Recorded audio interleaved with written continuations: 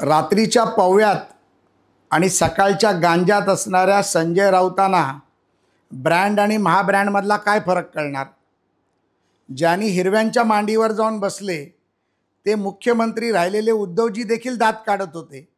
मला वाटतं की ज्या सुसंस्कृत घरातून उद्धवजी तुम्ही आला आहात, माननीय पंतप्रधानांचा अपमान होताना दात काढणं हे तुम्हाला किती शोभनीय आहे याचा विचार तुम्ही केला पाहिजे.